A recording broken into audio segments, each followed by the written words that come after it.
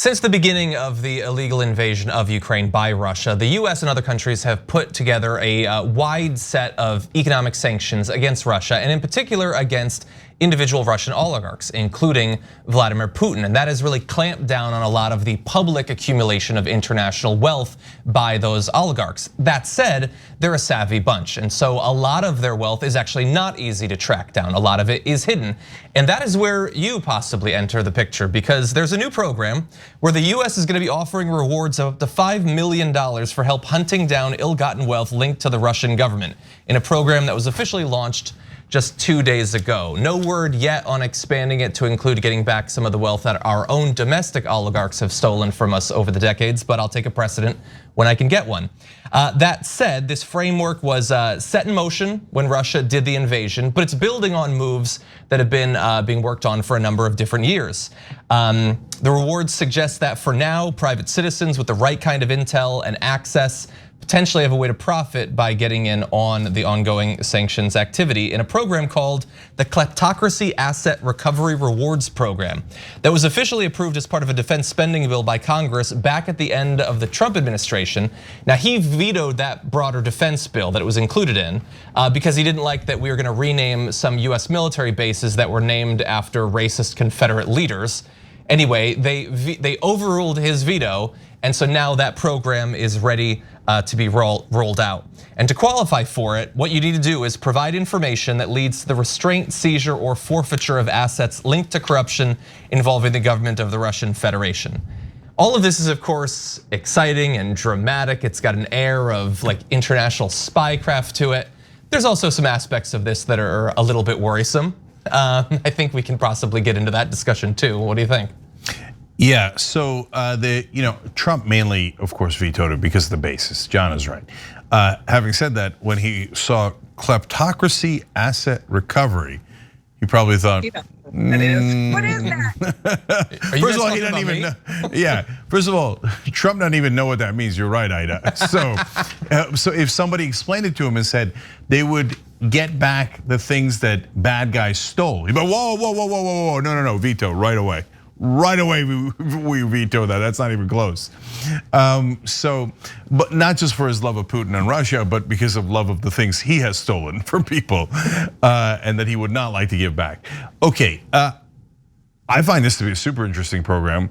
The most interesting part is not what you're going to hear most in the press, the yachts and all that stuff and seizing it.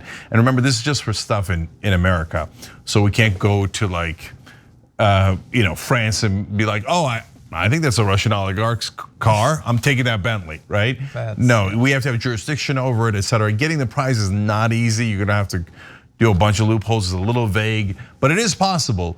But the most important part is that theoretically, people that have information about where they have hid their money through American hedge funds could turn them in. That's where it gets really interesting, because that's probably, a lot of the donors are probably not at all happy about that, because a lot of the donors are in hedge funds or have hedge funds.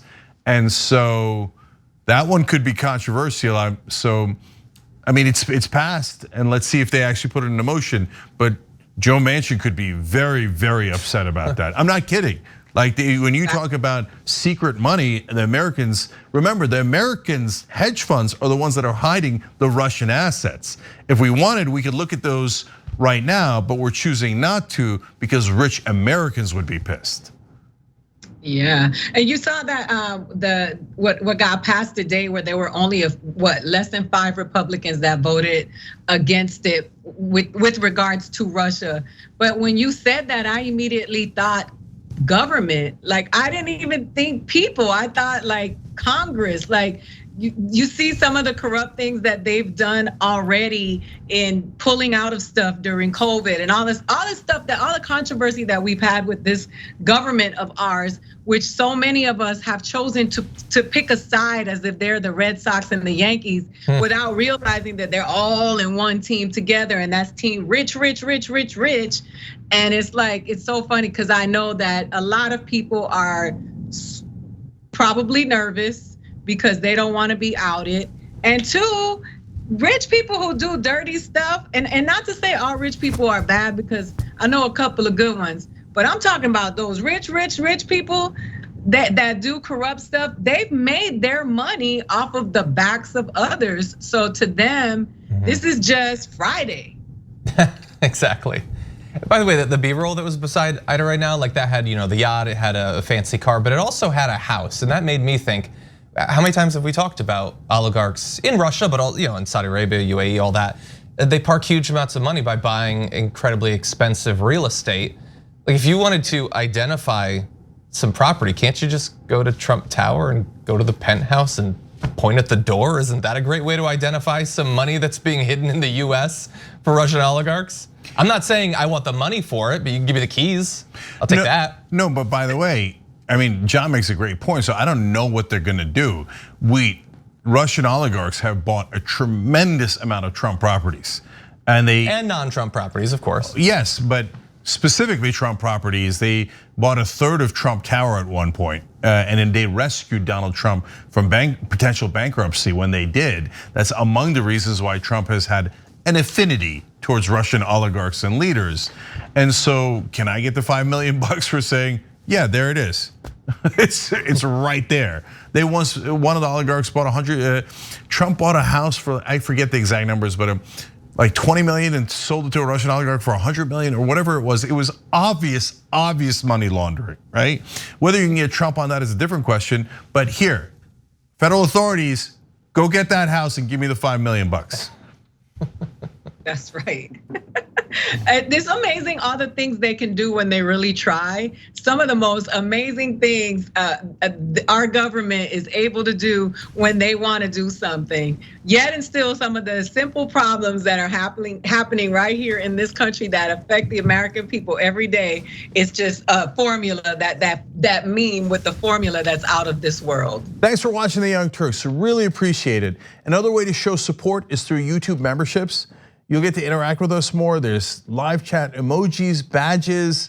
You've got emojis of me, Anna, John, JR. So those are super fun. But you also get playback of our exclusive member-only shows and specials right after they air. So all of that, all you gotta do is click that join button right underneath the video. Thank you.